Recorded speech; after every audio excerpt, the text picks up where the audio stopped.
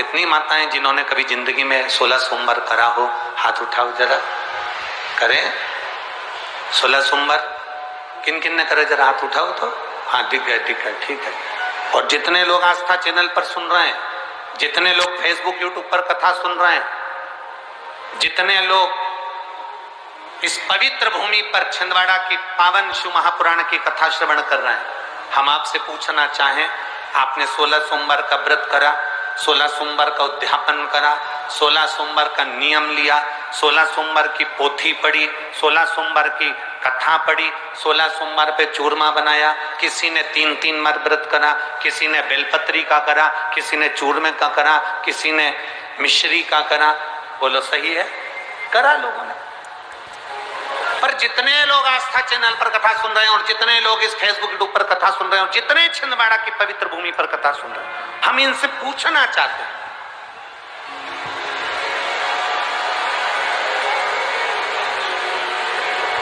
5 व्रत नहीं, 6 व्रत नहीं, 7 व्रत नहीं, 11 व्रत नहीं, हमारे सनातन धर्म में तो 11, 21, 51, बोलो सही है, 7, 5 ऐसा नियम चला आया है हमारे सनातन धर्म का कि 5 व्रत करना है, 7 व्रत करना है, नवरात्रि के 9 व्रत करना है, 11 व्रत करना है, 21 व्रत करना है, 31 करना है, 108 करना है, 1008 करना है। ऐसे नियम हमारे शास्त्रों का चला आया।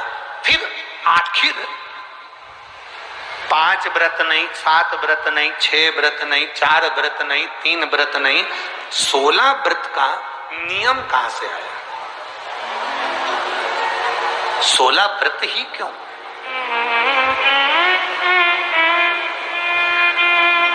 15 नहीं, 14 नहीं, 13 नहीं, 12 नहीं, 11 नहीं, कितने? 16। इस 16 व्रत का नियम कैसे?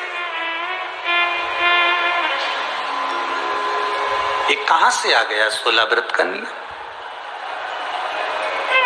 कोई आपसे पूछ सकता है, आपके घर के बच्चे कह सकते हैं, मम्मी ओ माँ क्या कर रही हो? मैंने कहा बेटा मैंने 16 सोमवार के व्रत उठाए। 16 सोमवार के व्रत उठाए? हाँ। क्या करती है उसमें? बेटा शाम के समय जब तीसरा पहर होता है, प्रदोष काल होता है, प्रदोष का जो समय होता है, शाम का जो समय होता है, उस शाम के समय पर हम 16 सोमवार का पूजन करते हैं। शिव जी का शिवलिंग का निर्माण करना या शंकर भगवान का शिवलिंग घर में उसकी पूजन अर्चना करना, उसका निर्माण करना और पूजन करके जो भी चीज से हमने सोमवार करे हैं, जो 16 सोमवार के प्रथम सोमवार में चूरमे से करो, चाहे तुम बेलपत्री से करो, चाहे तुम मिश्री से करो, जिससे तुम पहला व्रत करोगे, 16 की 16 व्रत उसी चीज से होंगे, उसी प्रसाद से होंगे। तो बच्चे कहेंगे माँ ये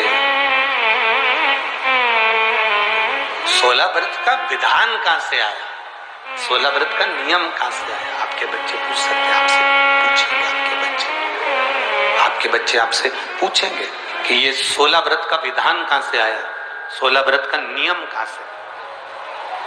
तब आपको बताना है।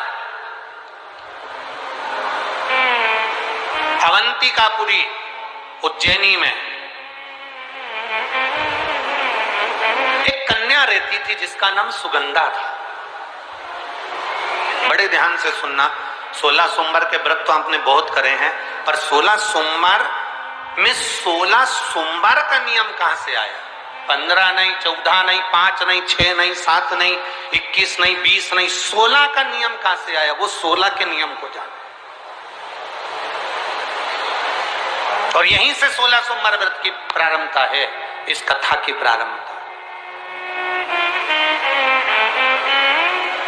और जिन जिन को स्मरण में ना हो, मेरी माताओं से निवेदन है, जिनको नहीं मालूम है कि 16 सोमवार के 16 व्रत का विधान कहां से आया, उनको आप सुना सकते हो, आप उनको बता सकते हो। अवंतिकापुरी में एक सुगंधा नाम की एक बड़ी सुंदर कन्या रहती थी, बड़ी सुंदर थी। उसमें उसके चेहरे पर बड़ा आकर्षण था, उसके चेहरे पर बड़ी चमक थी, उसके चेहरे पर बड़ी रौनकता थी, बड़ी रौनक। अब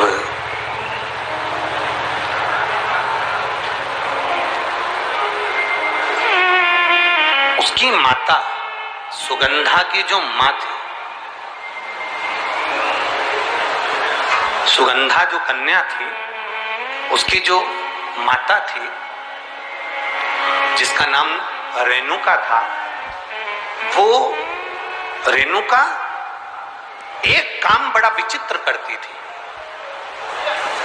किसी भी देवालय में जाती थी, किसी तीर्थ में जाती थी, किसी मंदिर में जाती थी, किसी शिवालय में जाती थी, किसी तीर्थ स्थान पर जाती थी, पुष्प साथ में ले जाए ना ले जाए, प्रसाद साथ में ले जाए ना ले जाए, सोना चांदी दान करने के लिए ले जाए ना ले जाए, पैसा धेला कहीं चढ़ाने ले जाए ना ले जाए, वो एक इत्र की शीशी में रुई को भिगोकर एक डब्बी में भरकर लेकर जाती थी। और उसका नियम था वो रेणुका का कि वो रुई, वो कपास, वो जो इत्र लगा हुआ जो पदार्थ, जो इत्र लगी हुई जो रुई है, उस रुई को, उस कपास को भगवान के दरवाजे पर, चौखट पर उसको लगा कर आती थी। ये रेणुका का नियम था, ये सुगंधा की मां का नियम था।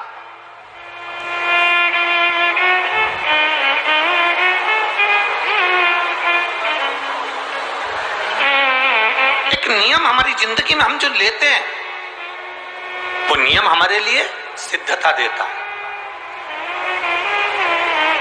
आप में से कई माताएं ऐसी बैठी होंगी जिन्होंने नियम लिया होगा कि मैं शिव जी के मंदिर में जब भी जाऊंगी, मैं देवाधिदेव महादेव के मंदिर में जब भी जाऊंगी, मैं शंकर भगवान के मंदिर में जब भी पहुंचूंगी तो वहां झाड़ू लगा दूंगी, वहां पोछा लगा दूंगी। बैठी हैं ऐसी माताएं यहाँ पर जो मंदिर में जाकर कभी झाड़ू पोछा लगा देती हो, है? तो आप जाकर शिव के मंदिर में बुआरी लगा रहे हो, झाड़ू लगा रहे हो, पोछा लगा रहे हो, या जो बहुत सारे दिए लोग लगाकर चले जाते हैं, जलाकर चले जाते हैं, दिए ठंडे हो जाते हैं, उन दियों को भरकर एक डलिया में, एक खोखे में, एक जगह पर ले जाकर आप रख देते हो, उसका पुण्य कितना है? शिव महापुराण की कथा करी, कितना पुण्य।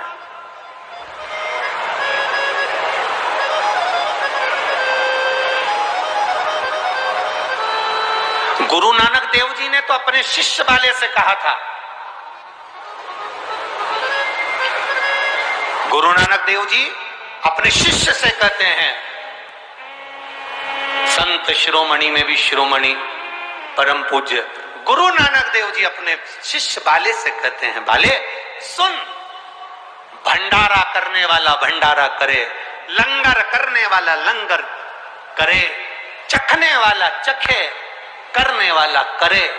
अगर भूलवश भी बाले, अगर कोई भूलवश भी उस लंगर के स्थान पर से मात्र एक गीला कपड़ा कर कर, एक पोछा कर कर, एक बुआरी सवारनी कर कर अगर निकल भी जाता है तो वो अपनी जिंदगी के कई दुखड़ों को समाप्त कर जाता है। गुरु नानक देव जी कह रहे हैं बाले से।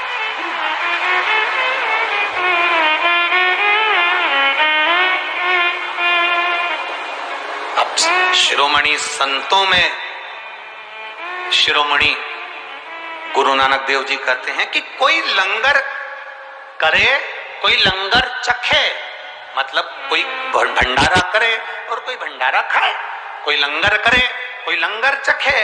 अगर वो चखने वाला भी उठकर चले गया और वहां पर से आप अगर निकल कर जा रहे हो और आपने अगर मात्र वहां सवारनी से आपने मात्र झाड़ू भी लगा दी, पोछा भी लगा दिया, उसको कहीं ना कहीं किसी ना किसी रूप में आपने सेवा कर दी, तो उस सेवा का फल क्या है? तो गुरु नानक देव जी कहते हैं उसका फल यह है कि आपकी जिंदगी में जितने जितने दुख, जितनी जितनी तकलीफें, आपकी जिंदगी में जितना जितना कष्ट, आपके जीवन में जितना जितना रोग, जितनी जितनी तकलीफें आपके जीवन में आ रही होती हैं, वो सारी की सारी तकलीफें अपने आप समाप्त होती चली जाती हैं, अपने आप समाप्त।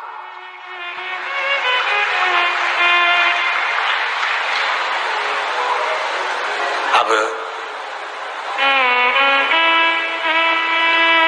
रेणुका नियम था, एक इत्र की शीशी में से इत्र निकाल लेती थी, उस इत्र को रेणुका वो भगवान की जो चौखट थी, भगवान का जो द्वार था, भगवान की जो दरवाजा था, भगवान का जो द्वार था, भगवान की जो चौखट थी, उस चौखट पर उसको लगा देते। रेणुका, उसका फल क्या मिला? अभी इस पत्र के माध्यम से अपन ने सुना, इन्होंने जो फोटो लगाए करे सब, इस पत्र के माध्यम से अपन ने देखा कि डॉक्टर ने कह दिया, डॉक्टर ने बोल दिया कि गर्भाशय में जो बच्चादानी है उसमें इतना तत्व नहीं, इतना बल नहीं है उस बच्चेदानी में कि वो बच्चा सहन कर ले।